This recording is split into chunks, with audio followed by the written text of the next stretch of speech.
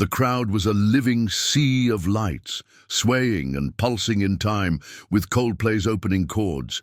Music throbbed through the air like a heartbeat.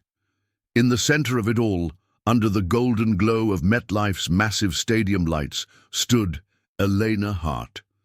Elegant, composed, perfectly still. Her son tugged at her sleeve, shouting something joyful, but she didn't hear. She was watching the big screen. It started innocently enough. The kiss cam was making its rounds. Couples kissed, the audience cheered, sometimes laughed, until it landed on two very familiar faces. Brandon Hart, CEO of Novatech, leaned into Samantha Klein, his head of human resources. They paused, visibly startled. Then, as if choreographed, they kissed. Hesitantly, intimately. Not a joking kiss, not a peck. A moment stretched just long enough to silence 60,000 fans. Gasps, cheers, then laughter erupted. But not from Elena.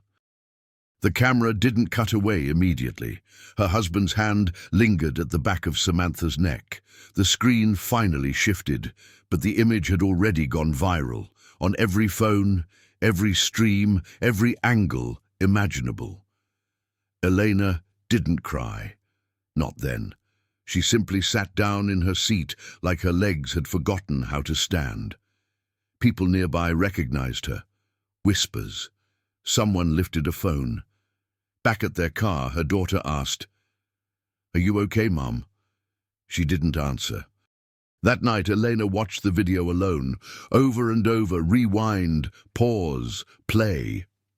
She noticed every detail, how he looked at Samantha, the way Samantha reached for him first, how there was no guilt, only hesitation, and then surrender. Her phone buzzed with messages from friends, journalists, even distant cousins she hadn't spoken to in years. Some offered sympathy, others asked for statements. She silenced the phone. She didn't respond to anyone. She just packed a single bag, kissed her sleeping children, and left for the summer home in Maine before the sun rose. By noon, the next day, her name was trending. Wife of Novatech CEO breaks silence. Elena Hart seen leaving New York alone. Affair confirmed. Brandon Hart's stadium kiss turns scandal. But she hadn't broken any silence. She hadn't spoken a word. The house in Maine was quiet, draped in fog and the scent of old pine. It welcomed her like a wounded guest. Days passed in fragments. She wandered from room to room without aim, drank tea without tasting it. Sometimes she found herself staring out the window without remembering how she got there. But the silence held her, protected her. It was on the 5th day that she found the old sketchpad shoved behind a drawer in the upstairs study. Dusty, water-stained, still holding the remnants of a different version of her. She sat at the kitchen table and opened it. Pages of color, forgotten ideas, abandoned layouts. She had once been a curator, before the children, before Brandon's ascent, before the spotlight. Her hands were unsure at first, but the pencil moved anyway. That night, she slept for the first time. Still, the world refused to forget. Videos of Brandon and Samantha were everywhere. Edits, commentary, body language analysis. Even comedians made jokes at their expense. But Elena wasn't laughing. She was detaching. Brandon sent texts. Short, cautious, then longer ones expressing concern, then regret, then silence. He didn't come to Maine. On the 10th day, she went into town for groceries. Whispers followed her into the market. A man held the door open longer than necessary. A cashier said gently, "You don't have to pay today." Elena smiled and paid anyway. Outside, by the community board, she saw a flyer for a local support center. Women rebuilding their lives. Small, underfunded. The kind of place no one notices, unless they need it. She went, not as a speaker or donor, just as Elena. She didn't say who she was. The space was cold, institutional, full of metal chairs and blank walls, sterile, lifeless. It smelled like lemon cleaner and something sad. She noticed a woman in the corner, arms crossed, face hard as stone. Another one stared at the floor. They talked about fear, shame, healing. Then they drank burnt coffee from mismatched mugs. Elena sat in silence. But she listened. When the session ended, she stayed behind. She walked through the space, touching the walls, imagining color, soft corners, light, space that invited breath. "You work in design?" the counselor asked. "I used to," she said quietly. The counselor tilted her head. "You have ideas?" "Maybe," Elena replied, her voice firmer than she expected. That night she drew. She envisioned a new kind of space, not just for women in crisis, but for anyone emerging from darkness. A place where light and texture could soothe, where beauty didn't feel out of place in grief. As dawn broke, she stared at the sketch, her hands smudged with graphite. It was raw, but it was something, and for the first time since the stadium, she realized she wasn't broken, she was beginning. Elena didn't tell anyone what she was building. Not yet. She spent her mornings walking along the rocky coast, notebook in hand, pausing often to sketch when the fog lifted just enough to reveal something worth remembering. An arch of wind-bent trees, the way the morning light settled on the tide pools, spaces that made her breathe differently. At home she worked alone. Pages of concepts filled her table, soothing tones, curved thresholds, recessed lighting that mimicked early morning sunlight. It wasn't just about aesthetics, it was about control, about giving shape to a world she hadn't chosen. She didn't watch the news, but the headlines found her anyway. The affair had become spectacle. Brandon and Samantha were photographed entering his building late at night. A former Novatech employee leaked internal emails, hinting at favoritism and blurred professional boundaries. Stockholders began to speak. Elena didn't feel vindicated. She felt exhausted. On the 15th day, her daughter Nora called. Not with anger, not with confusion. Just a quiet voice over static asking, "Are you ever coming back?" Elena held the phone to her ear for several seconds before answering. "I don't know," she said. There was a pause. Then Nora whispered, "I miss you." The words split her. "I miss you too," Elena replied, struggling to keep her voice steady. "But I can't be in that house right now." She expected Nora to protest, but instead her daughter said simply, "I get it." Elena sat alone at the kitchen table long after the call ended, staring at her hands, at the drawings, wondering if she was abandoning her children to save herself. That night, the air was heavy with salt and silence. She went to the garage and pulled out a box she hadn't opened in years. Old photographs, wedding invitations, notes Brandon had once written in the early days. She flipped through them like they belonged to someone else. There was a picture taken in Paris years ago. Brandon had one arm around her, the other holding a wine glass. He was smiling. She looked polite, presentable. She didn't even remember what she was thinking in that moment. She put the picture in the fireplace, then another, and another. Flames crackled softly, swallowing the edges of the life she had once curated so carefully. She stayed up late into the night, drawing. But this time, the spaces were more than ideas. They were blueprints. 3 days later, she returned to the support center. The same counselor greeted her at the door. She smiled. "I was hoping you'd come back," she said. "I was hoping the offer was still good," Elena replied. The center's director, a woman named Kara, gave her a tour of the facility's back rooms, spaces that hadn't been used in years, still full of broken furniture and old paperwork. "We don't have a budget," Kara admitted, "barely keep the lights on." "I'm not asking for money," Elena said. She worked in silence most days, hauling out trash, measuring dimensions, painting sample swatches on the walls. She called in one favor, an old gallery friend who shipped her leftover canvas panels and fabric samples with no questions asked. The women at the center watched her with curiosity, sometimes skepticism. One morning, a woman named Celia paused beside Elena as she was laying out tiles on the floor. "You're the wife, right?" Celia asked. "The one from the video." Elena nodded without looking up. "I thought you'd be different," Celia said.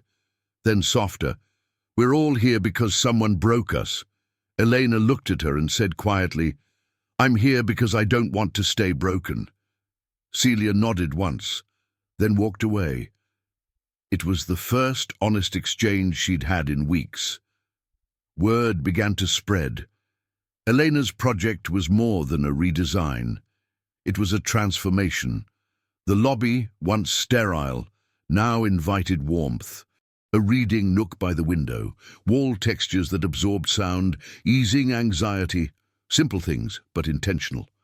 She named it quietly in her notes. The Vera Room, from the Latin veritas, truth. Not a room to hide pain, a room to recognize it. One evening, as she cleaned paint from her hands, Kara entered with an envelope. "This came today," she said, "from New York." Inside was a handwritten note from a design publication editor. Someone had visited the center and posted photos online. The editor wanted to feature the project. Elena held the letter like it might burn through her skin. "I didn't do this for press," she said. Kara smiled. "You didn't. That's why it matters." Later, in the quiet of the house, Elena stood by the window, holding the note. Outside, the sea moved in slow, rhythmic swells. A gull landed on the porch railing, cocked its head, and flew off again. She thought of her children, of Nora's voice, of everything left behind. The world was still watching. But for the first time, Elena didn't feel exposed. She felt grounded. She whispered to the dark, "I'm not done yet." And in the morning, she began again. By the end of the month, the Vera Room had a heartbeat. It wasn't finished, but it was alive. Children laughed in the corners. Women lingered in doorways instead of disappearing into rooms. Even the volunteers moved differently, less rushed, more aware. Elena kept her name out of the articles. The editor who wrote about the project respected her request.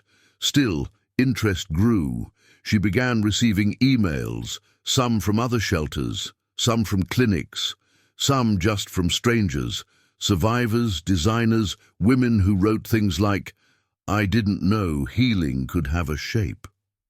One afternoon, a nurse from a nearby recovery center stopped by. She'd seen photos of the Vera Room online and wanted to know if Elena could consult. "I can't pay much," the woman said apologetically. "I'm not doing this for the money," Elena replied. "Just tell me what the space needs." The center was small, 12 beds, peeling paint, metal cots. A staff that looked tired but kind. Elena stood in the middle of the common room and closed her eyes. "What would make you stay," she whispered, "if you were the one recovering?" She saw plants, natural light, textiles that remembered warmth. Nothing expensive, just thoughtful. That night she stayed up researching trauma-informed design. Patterns that soothed, colors that reduced cortisol, the neuroscience of calm. She wasn't guessing anymore, she was learning. By the end of the week she had sketches. She emailed them to the nurse, who called back, crying. "I've never seen this kind of beauty in a place like ours," the nurse said. "They always give us leftover things." "Not this time," Elena answered. The project began quietly, but the photos didn't stay quiet.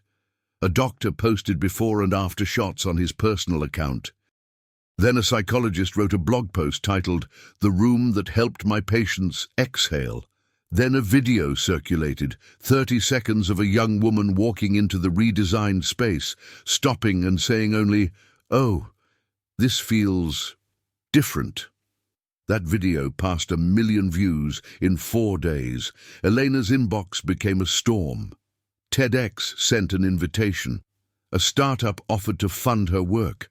A major shelter group in Chicago asked if she'd fly in to consult. She didn't respond to any of them at first. She just stared at the messages like they might vanish. On a foggy Thursday, she took a call from her son, Liam. His voice had changed since the last time she heard it. Deeper, steadier.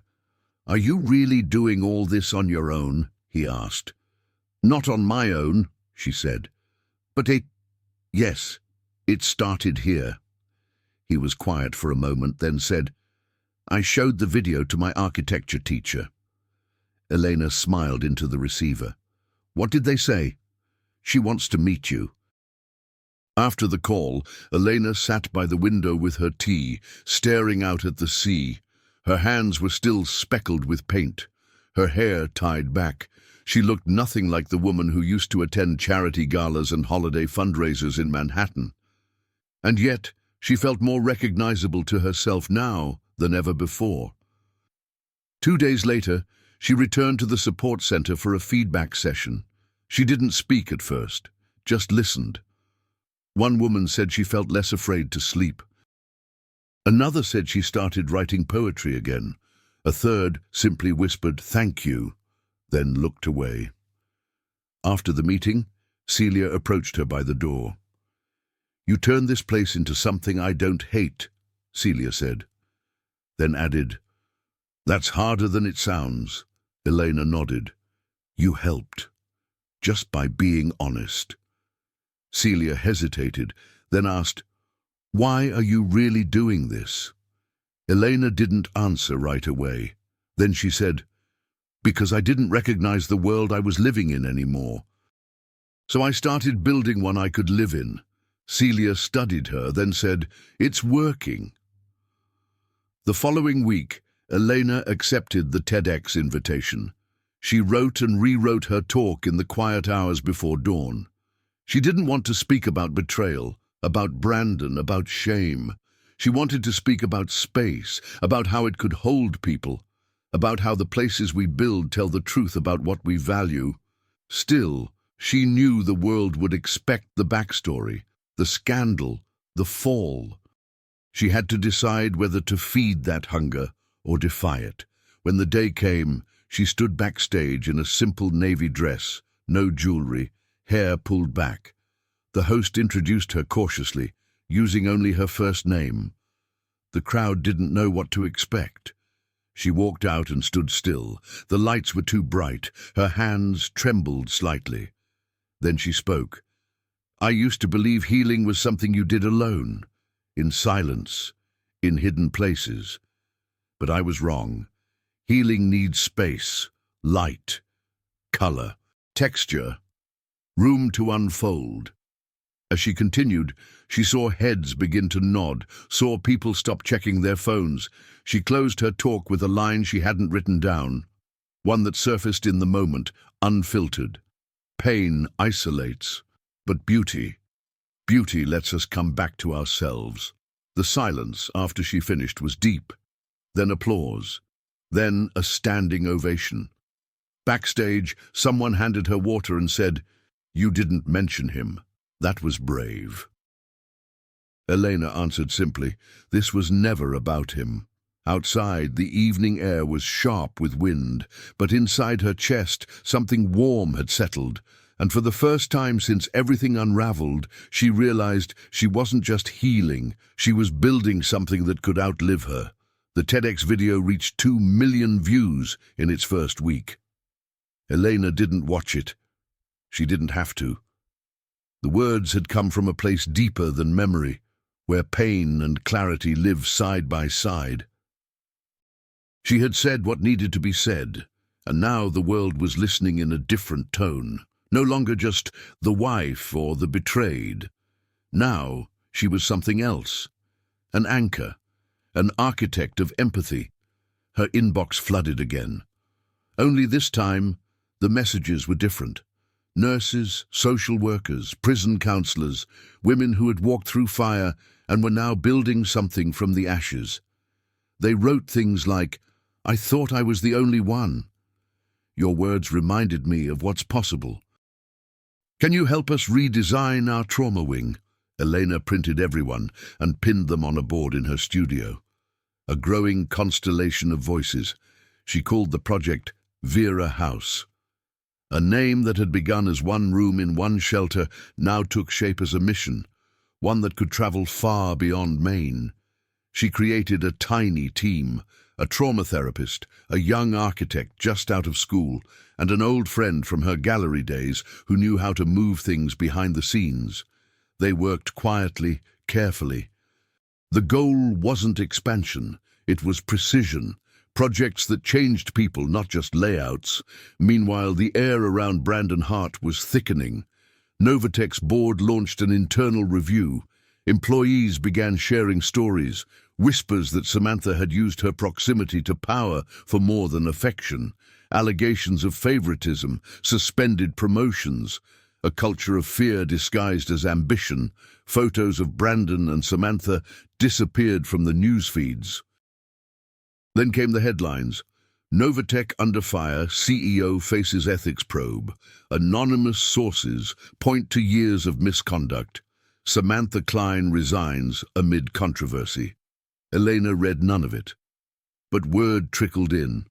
Her friend Ava sent a message one afternoon that read, "Looks like karma's working overtime." Elena didn't reply. She was in a different orbit now. Still, the past had ways of echoing. One Saturday, she returned to New York for a design conference. It was her first time walking into a crowd that knew her name, not because of Brandon, but because of what she'd built. Inside the convention center, a young woman stopped her by the coffee station. "I just wanted to say thank you," she said. "I work in a women's prison. We used your layout for our visitation room. It changed everything." Eleanor asked her name, asked for pictures, asked what more could be done. Later, she sat in the back of a panel listening, notebook open. It felt good not to be the speaker, just a student again. A tap on her shoulder broke her concentration. When she turned, she saw a familiar face she couldn't place at first. Someone tall, with a quiet energy and silver at his temples. "I'm sorry to interrupt," he said, "but I think we were both at the TED event in Boston. Your talk stayed with me." Elena offered a polite smile. "I'm glad it meant something." "I'm Julian Crest," he added, offering a hand. "I run Selva, clean energy projects mostly, nothing glamorous." The name landed with weight. Julian Crest was more than recognizable. He was discreetly legendary in sustainability circles, a billionaire with no social media presence, widower, father of two, reclusive but respected. Elena shook his hand. "You're the one who builds forests where cities forgot them." He gave a small smile. "And you build softness where there was only concrete." They didn't speak long that day. But something passed between them. Not flirtation, not intention, just understanding. 3 weeks later, she received an email from him. "Would you be open to walking through one of our centers? We're trying to humanize our recovery spaces for workers after crisis deployments. I don't want them to feel like steel boxes." She said yes. When they met again, it was in the Pacific Northwest, where Selva's HQ was hidden between a forest and the sea. The building was simple, silent, alive with plants and filtered light. As they walked through the space, Julian showed her quiet corners, rooftop gardens, meditation rooms, but also the cold places, the ones that hadn't yet learned how to care for people. "I've spent years making clean systems," he said, "but lately I keep thinking, systems don't heal people. People do, and space matters." Eleanor looked at him, seeing something deeper beneath his words. "What happened to you?" she asked softly. He didn't hesitate. My wife died of lymphoma. She was 37. She designed half of this campus before she got sick. I kept building after she was gone, but some parts just stayed empty. They stopped near a long corridor with white walls and hard benches. It was the staff transition wing, silent, functional, loveless. I want to change this, he said. I just don't know how. Elena walked to the center of the corridor, ran her fingers along the wall, closed her eyes. I can help, she said, and with those words, something shifted, not just for the space, for her. The project began with no contracts, no headlines, no deadlines, just trust.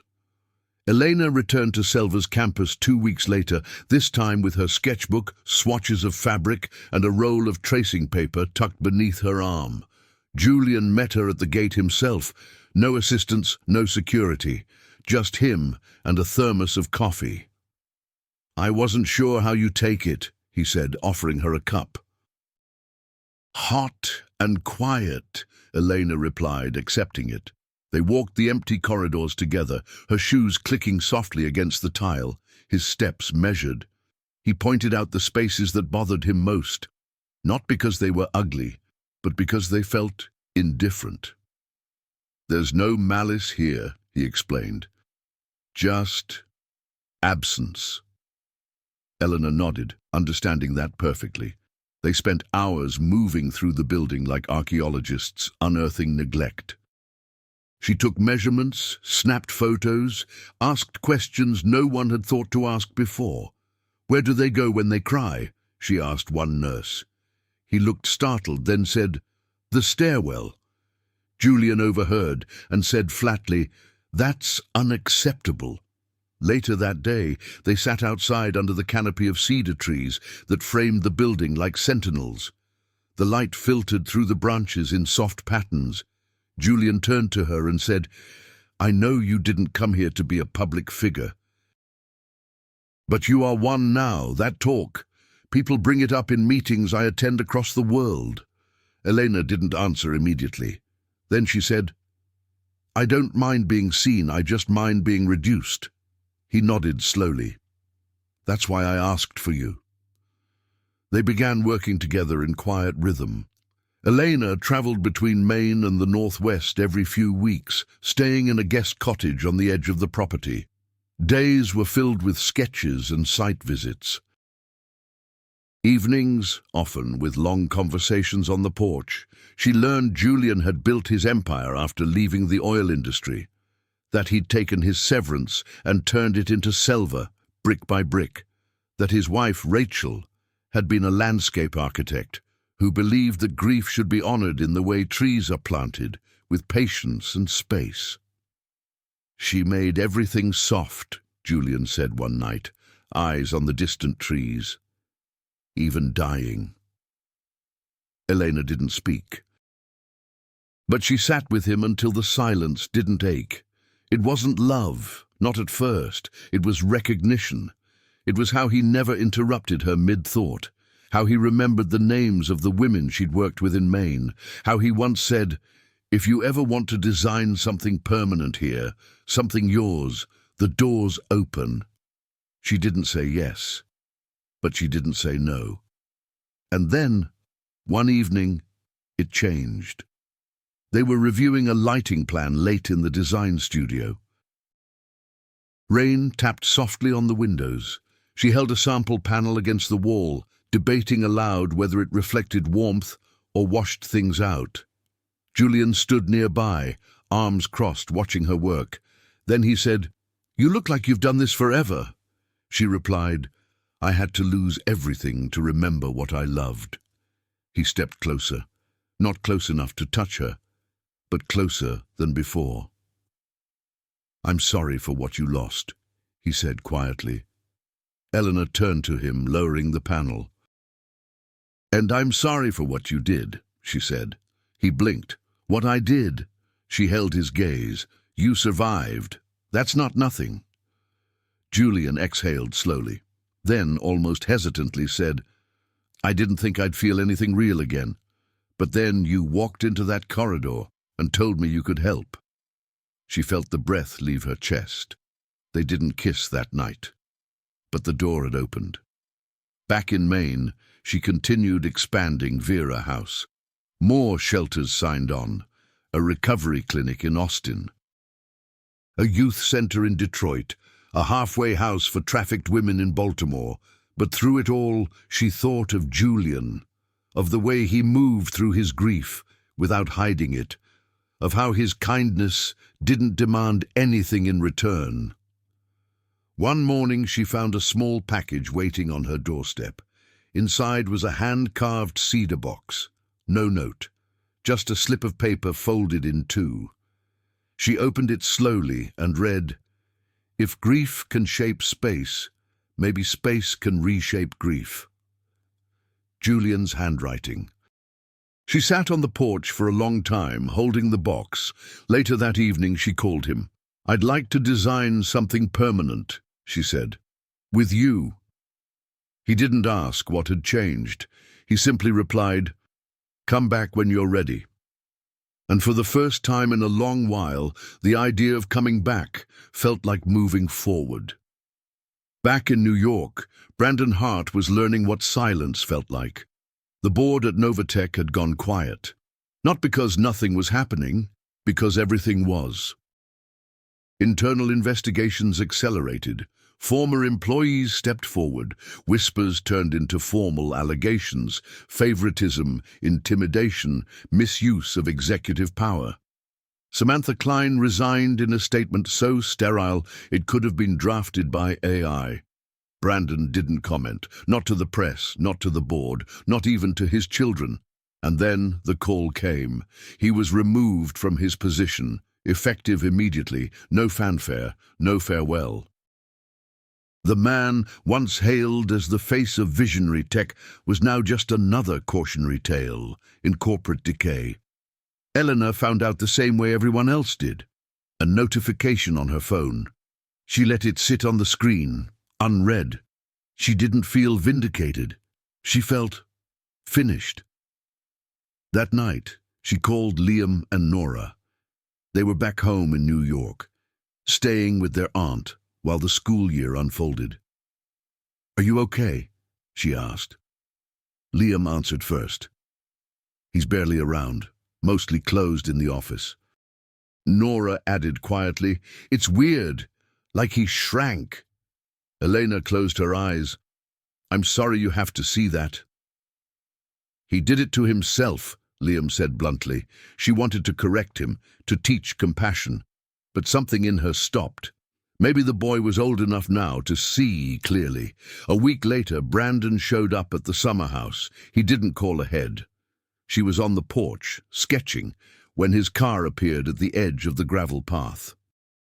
He stepped out in a suit, as if still clinging to the illusion of control. She watched him approach with a strange calm. He stopped at the steps and said, "You look different." She replied, "I am." He shifted awkwardly, unsure of his place. Then, after a pause, he said, "I didn't come to fix anything." "That's good," she said flatly, "because nothing here is broken." He looked down at the floorboards. "I lost everything." Elena stood, folding her sketchbook. "You lost your job, your image." "Not everything." Brandon frowned. "And you just moved on." She stepped closer, voice steady. "I built something real while you were busy performing power." His expression hardened. "That's not fair." Elena didn't raise her voice. She didn't need to. "Do you know what it's like," she asked, "to watch the world applaud your humiliation, to be reduced to a reaction shot on a screen?" He didn't answer. She continued, "You taught me how to disappear, Brandon. How to shrink myself so you could shine, but I've stopped doing that." His voice dropped. "You never needed me, did you?" She met his eyes. "I needed to forget you." They stood in silence for a beat too long. Then, quietly, Brandon said, "I'm sorry. "I know," she replied. He turned to leave. At the edge of the porch, he paused again and asked, "Is there someone else?" She didn't flinch. "Yes." He gave a dry smile, the kind that hides a wound. "Then I guess you really are different." She said nothing as he walked away. The gravel crunched beneath his feet. The car started, drove off, and the house once again belonged to peace. Later that night, Julian called. "I heard about him," he said. "You all right?" She leaned against the doorframe, watching the last of the sunset bleed into the trees. "I am," she answered. "He's a closed chapter." Julian hesitated, then asked, "Do you want to talk about it?" Eleanor smiled into the quiet. "No. I'd rather talk about what we're building." They spoke for an hour about plans, Selva's new campus wing, a recovery garden for frontline workers, a space for kids with sensory trauma, but underneath every detail was something warmer, unspoken, settling in. The next morning, Elena met with Kara and the staff at the original Vera room. She announced her plan to expand the concept into its own non-profit, to take the model national. They cheered, hugged her, some cried. Celia, who now volunteered part-time, pulled her aside and said, "If this place existed 10 years ago, I wouldn't have stayed with him as long as I did." Eleanor held her hand. "Then let's make sure no one else has to." By fall, Vera House had 6 active sites. She travelled often, but always returned to Maine, to quiet mornings, to the sound of gulls, to her children on weekends, and sometimes to Julian. He didn't rush her, didn't demand declarations. He just showed up when she asked. Walked beside her, held space. One night over dinner, he set his fork down and said, "I've been thinking about permanence." Eleanor raised an eyebrow. "You mean buildings?" He shook his head. "No, I mean the kind you carry." She leaned back, waiting. He continued, "You don't need anyone, that's clear. But if you ever want someone, not to save or fix anything, just to share it, I'm here." She didn't answer immediately. Then finally she said, "I don't need someone, but I want you." He nodded, his eyes soft. And that was enough. Winter arrived in a soft hush, the kind that blanketed the coast of Maine in silver light and quiet mornings. Elena didn't slow down. Vera House was no longer a whisper. It was a movement. Hospitals, shelters, and community centers from coast to coast were adopting her model, not just the color palettes or furniture placements. The philosophy. That design should be felt in the nervous system before it's noticed by the eyes. Elena had become the reluctant voice of a quiet revolution. One morning, while walking along the frozen shoreline with Julian, she received a call from a national medical network. They wanted Vera House to consult on the redesign of pediatric trauma wards. "They saw the clinic in Detroit," Julian said as she lowered the phone. "Didn't they?" Elena nodded slowly. "The little boy who painted the windows with his mother. It went viral." He smiled. "Healing spreads fast when it's real." That clinic had been one of her proudest projects. A sterile, windowless hallway transformed into a soft corridor of interactive murals, sound-absorbing panels, and gentle light that changed hue with the hour. She remembered the moment a nurse had whispered, "The kids stopped screaming when we take their blood pressure." That was the kind of metric Elena now measured success by. She returned to New York for a series of meetings and site visits. It had been almost a year since the concert, since the screen, the kiss, the unraveling, but the city had changed its gaze. Now, when people recognized her, it wasn't pity or gossip in their eyes, it was respect. At a design awards gala, a former colleague approached her near the coat check. "Remember when you curated that Japanese textile exhibit?" he asked. She nodded, unsure where he was going. He said gently, You've always had a way of making people feel held.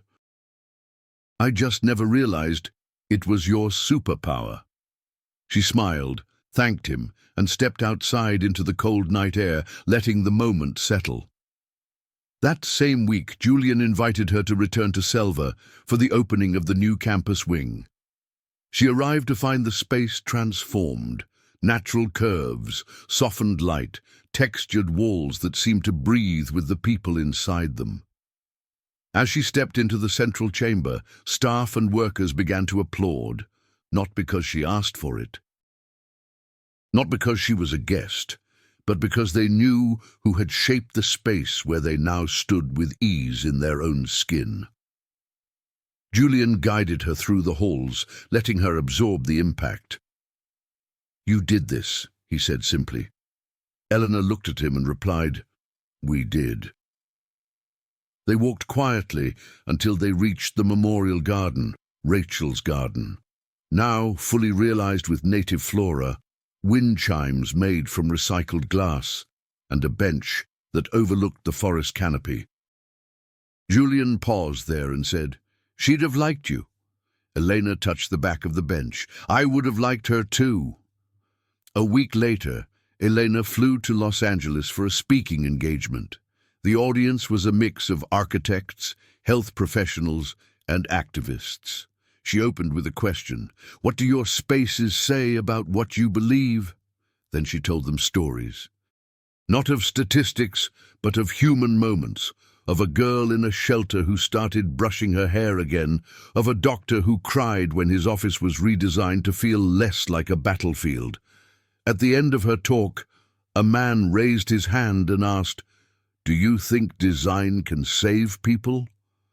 Elena looked at the audience and said, "No, but I think it can give them a reason to stay." Afterward, she found herself standing outside, holding a cup of tea, when a woman approached.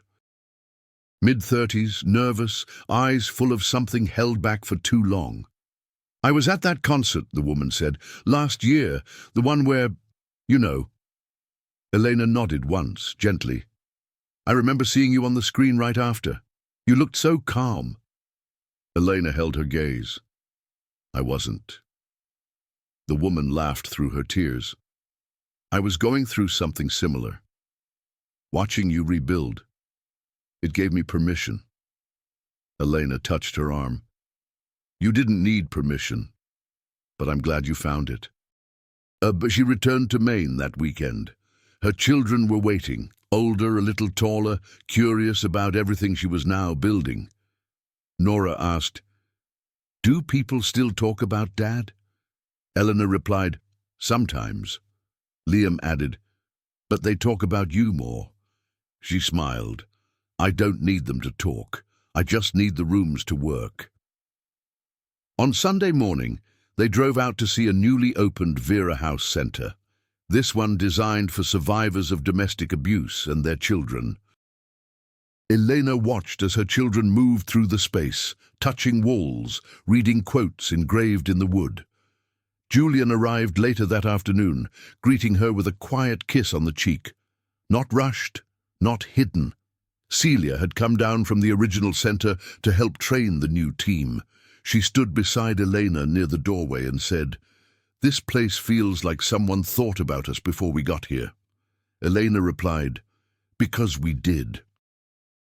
That evening, as the sun slipped below the line of the trees, she and Julian stood outside the building, watching the windows glow from within. "Looks like home," he said softly. Eleanor nodded. "That's the idea."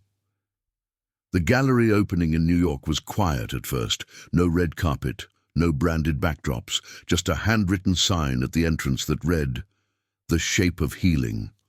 A Space by Vera House." Inside, the transformation was immediate. Warm light fell gently on curved archways. Walls shifted with depth and shadow. Soft music filtered in from hidden speakers. Everything had been touched by intention.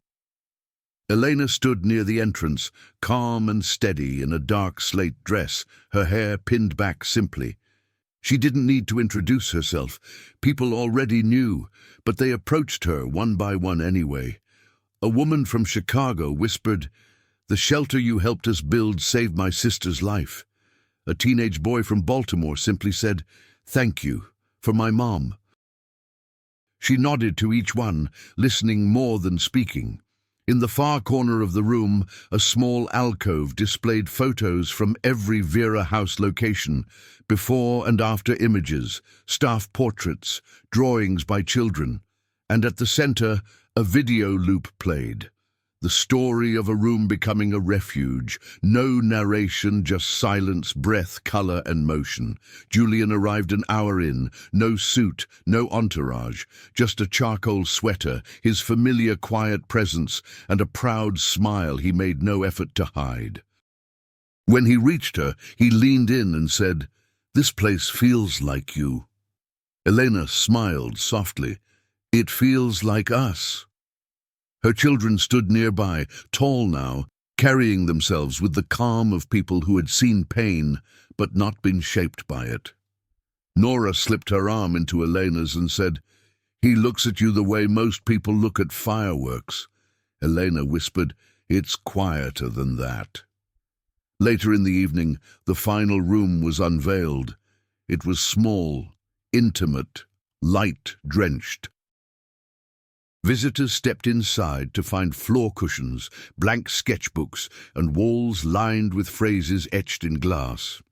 Quotes not from scholars or designers, but from the women, children, and men who had lived in Vera spaces. "I remembered how to sleep again. I thought silence meant emptiness. Now it feels like peace. I was seen without being exposed." As people moved through, the mood became reverent. Near the back of the room stood a modest screen, projecting a live feed of the gallery itself like a mirror turned gently outward. Elena noticed it only as she walked past with Julian, and there, caught by the camera, was their reflection, the two of them standing close. Her hand resting lightly on his chest, his arm looped behind her waist.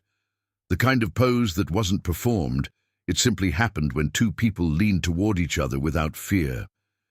She looked at the screen and smiled. Julian glanced at it too, then said, "Full circle." Elena replied, "No, just forward." A photographer near the entrance noticed the moment. Quietly, respectfully, she lifted her camera and snapped one photo. The image would circulate days later, attached to headlines like, "From betrayal to beauty, Elena Reyes redefines space and herself. What healing looks like, the kiss that rebuilt a woman's life." But that night, no one asked questions. No one chased scandal. They simply watched two people share a kiss, slow, easy, and entirely theirs. When the crowd thinned and the lights dimmed to their evening hue, Eleanor walked through the gallery alone. She paused at a framed sketch near the entrance. One of her earliest, the Vera Room's first version, drawn in graphite on a kitchen table in Maine. She touched the edge of the frame. Behind her, someone said, "You never told me what Vera meant to you." It was Julian, his voice low, his presence grounding. She turned to him and said, "It started as a word for truth, but noun, it means beginning again." He stepped closer, asking, "And what do you want to begin now?" She didn't hesitate. Something quiet, something lasting, something that doesn't need to be watched to be real. Julian smiled and said, "Then let's not wait." The gallery doors closed late that night, but the energy lingered. And outside, across the city, people spoke not of failure or scandal, but of what had been built from it. Hospitals called, architects wrote, survivors sent letters from shelters where they now slept through the night. And somewhere far from the light, Brandon Hart sat alone in a quiet apartment, watching a replay of the gallery feed.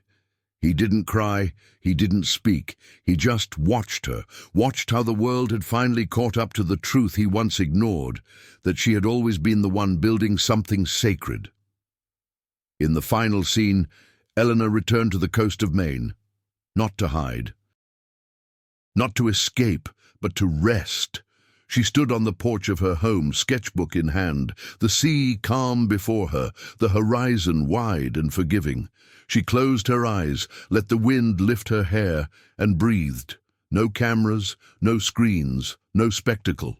Only a woman who had chosen her own reflection, and found peace in what she saw.